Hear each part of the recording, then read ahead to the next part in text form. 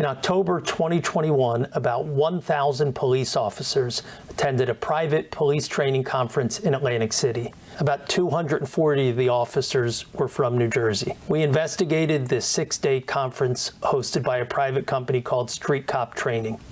The training was held after New Jersey, as well as other states, had adopted safety initiatives and reforms to reduce bias and excessive force in policing. What we found was really disturbing.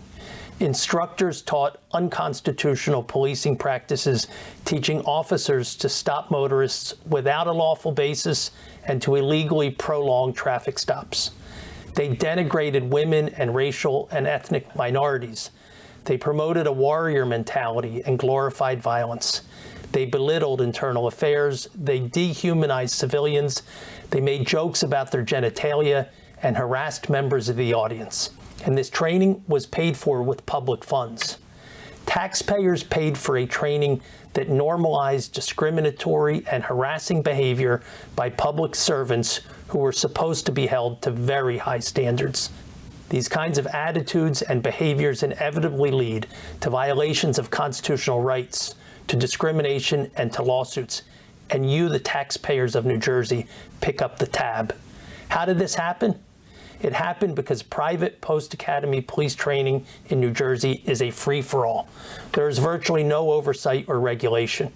As a result, companies like Street Cop can rent a room, charge officers or their departments to attend, and teach whatever they want. That has to change. This impacts all of us. Read our report.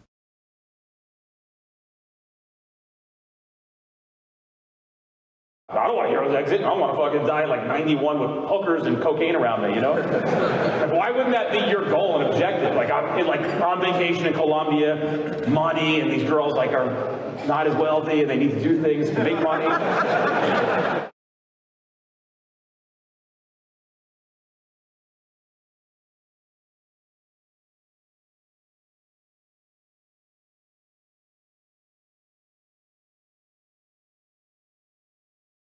If you're trying to get a little booty boo poonani poontang, whatever the hell you call it, okay, there's an approach. You don't walk up and say, "Hi, what's your name? How old are you?" Sounds like casting couch, doesn't it? You know what I'm saying? So, yeah, there is like a little bit of a finesse. You gotta be a fucking gigolo.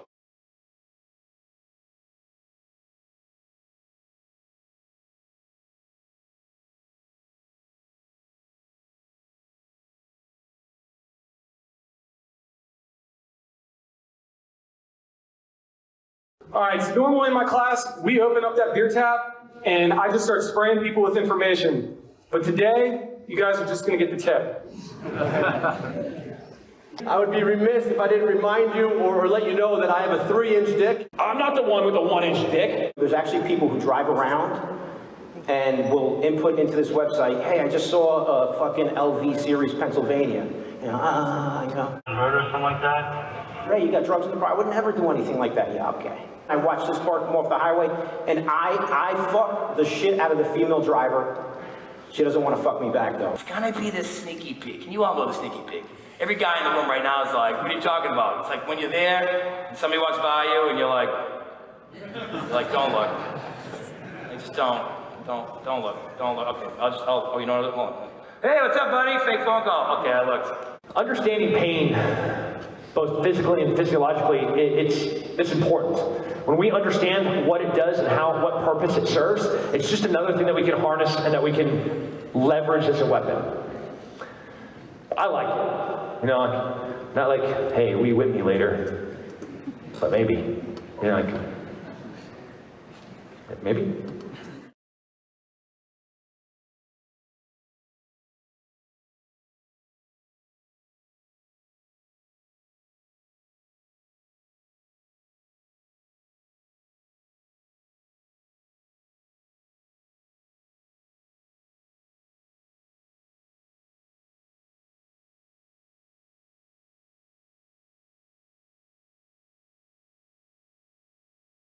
Next person that challenges you about how we need to keep reimagining, ask he or she, him, her, she, him, whatever the fuck you want to call people now. I'm from the Middle East. Everything is a business, even how we get married. You ever heard of the dowry shit? Y'all know what a dowry is? I'd like to know that. Can I have that? 150,000, you can have her all day long. You keep her, don't bring her back. Middle Eastern folks in the class are like, dude, shut up.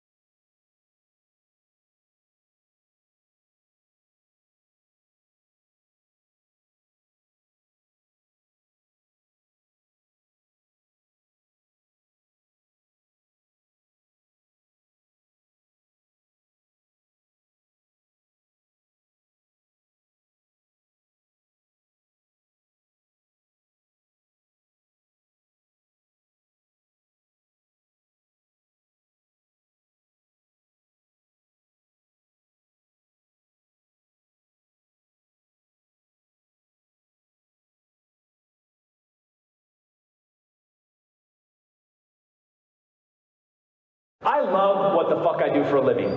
There's nothing else I'm good at. I love violence, I love fighting, I love shooting, and I fucking love freedom. It wasn't that long ago that we were drinking out of the skulls of our enemies. Like, I'm gonna fucking murder this guy, then I'm gonna take his head, then I'm gonna cut his head in half, and then I'm gonna boil his skull, and then I'm gonna drink out of that skull.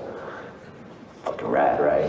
I'm not sure the guy who's fucking recording you like, oh, I am not a citizen of the United States under fucking Act 12, 6. Shut the fuck up, right? About to get pepper sprayed and fucking tased. Windows broken out, motherfucker.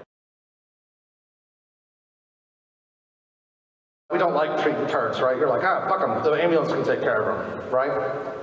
And I had a problem treating, gangbangers and the people that were the pieces of shit of society, right? I had a great mentor that told me, well, Sean, guess what? That's a live tissue lab, bro. Anytime you come to one of these shitbags, absolutely do the best you can. Absolutely, because what if he gets hurt, right? Or she gets hurt, or he gets hurt, then I can perform that flawlessly because now I've had some reps in.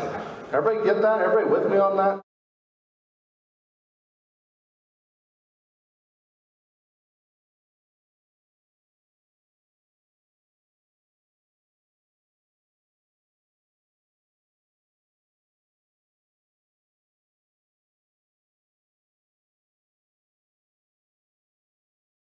In the South, it's the wild, wild west, south, wherever. You don't believe me? Run from Georgia State Patrol. Y'all know what I'm talking about, right? Run from me. Somewhere along the chase becomes, neither confirm or deny there's some videos out there with me doing just that.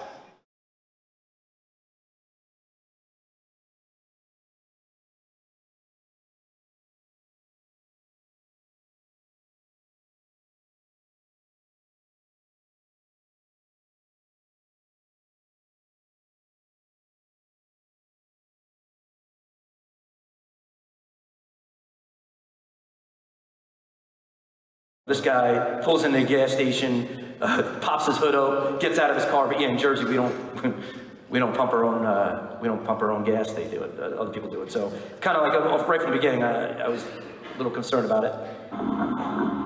Answer your question. Small rubber band.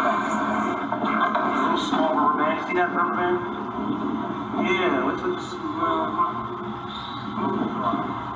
Facial expressions. That's all I want. This was just a couple of rubber bands and driving behavior. Look at his hand shaking. Do you have an ID, sir? Okay, can I see an ID? That's not an 18-year-old kid dressed like Jesus coming eastbound out of Trenton. It's a 75-year-old black man, a change in driving behavior, came into a gas station, and I'm like, what the fuck? And you know what? Shame on me, because I look in there and I'm like, oh, got a couple small rubber bands. And all I'm doing is asking, hey, what's up with that?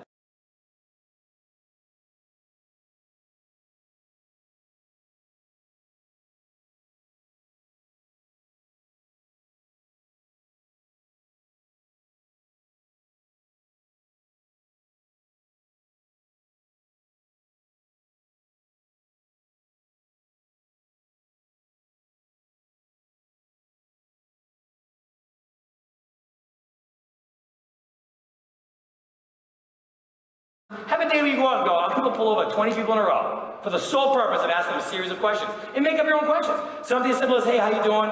Where you come from? You know, hey, where you going? Be real friendly about all stuff and just see how people answer questions. You will learn general baseline. And then when you ask somebody a question and the answers are just weird, you'll be so much better at picking up on it.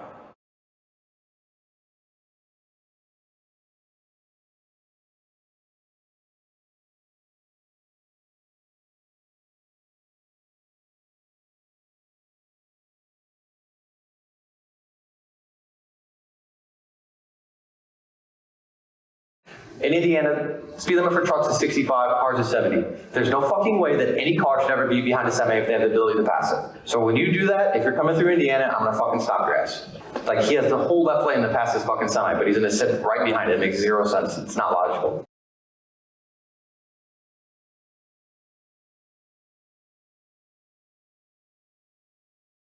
We've all seen the videos of Kenny Williams with him sitting in the driver's seat. He's finger fucking his computer, really just playing Tetris, not doing anything. And he's asking them very simple questions in the midst of, you know, his investigation. Oh, so who's that in the car again? Oh, where'd you guys say you're going? You going for a long time? I have family out that way. Making up a story and trying to engage them in a casual conversation.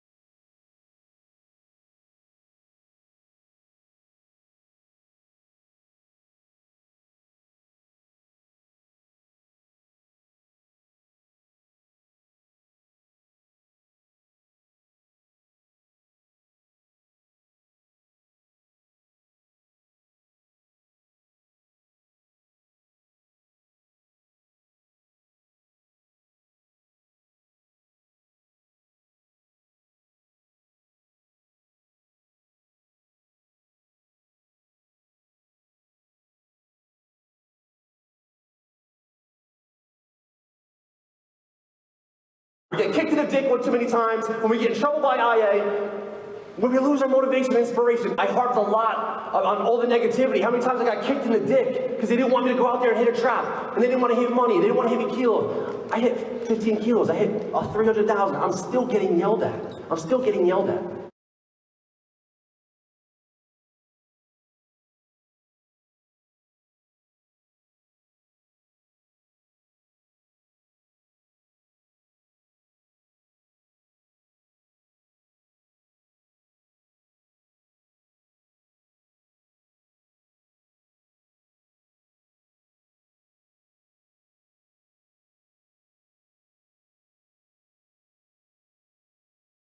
Somebody with some kind of fucking thing on their shoulders or neck collar or fucking whatever. Say, hey, we watched your body cam videos. We don't think you got a voluntary consent. Yeah, here's 7 pieces of case law, fuckhead. Stop trying to bag the 19-year-old dispatcher. Get a fucking life.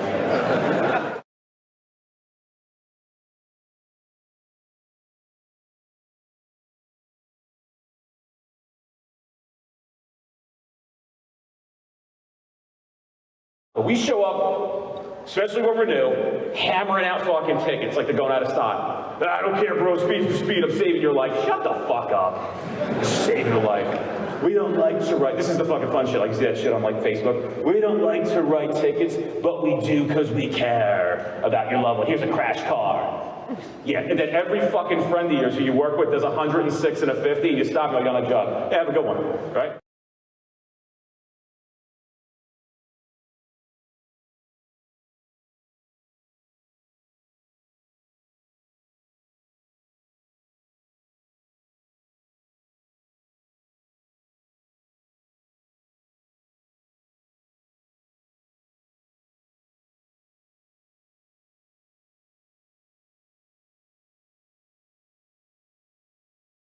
I know a lot of you have been waiting for us to give a statement regarding a report that came out last week from the New Jersey State Office of the Comptroller regarding the 2021 Street Cop Conference. And so I want to thank you for giving me an opportunity to tell our side of the story and what really happened here. Over the past week, a number of media stories have come out related to a report by the New Jersey State Office of the Comptroller, which cast a negative light on street cop training and the content of our training sessions. Guys, we tried to work cooperatively with the OSC on this report, but that was not part of the agency's agenda. They wanted nothing to do with it. I want to start by saying I personally take responsibility and apologize for any inappropriate or offensive language that was used by a few of our instructors in the 2021 training session that was the sole focus of this OSC report. We do important work, and there is no place for demeaning, harassing, or hateful words or jokes in our training. Since that time, we have worked as a company to implement quality control measures to foster a cooperative environment among our instructors and professional staff here at this office. We don't want that type of incident ever happening again, similar in any way to the October 2021 conference, to reoccur. In addition, like many other companies, we conduct DEI and sensitivity training for our instructors. We are confident that our remedial measures have been successful, as there have been no complaints, zero, or any allegations of any kind of improper conduct or comments made at any program since. The men and women that work alongside and for Street Cop training are inclusive, dynamic, passionate, and empathetic, and they're the best human beings I've ever known in my life. Any other misinterpretation of them is completely misleading. The OSC report also gives the perception that our training supports or promotes unconstitutional policing, and that is simply not true. No video, slide, or reference has been presented nor exists to illustrate the suggestion or instruction of any violation of a recognized constitutional amendment. That's why they said it's likely. In fact, we advise all the attendees that the material they are being taught is an extension of what they are learning at their police academies, and we task them with having the accountability to read and interpret case law, standard operating procedures, and guidelines in order to adopt them in a way that is in alignment with their state agencies and their state for which they work. We want police officers to have the highest level of professionalism so that lawful interactions that become potential criminal investigations have the highest probability of completion and conviction.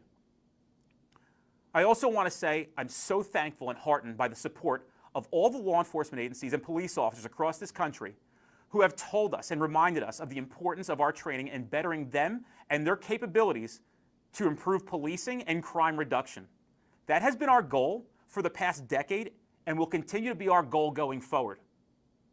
At the heart of the Street Cop Foundation is the desire to help law enforcement professionals be the very best they can be for themselves and for the communities they serve.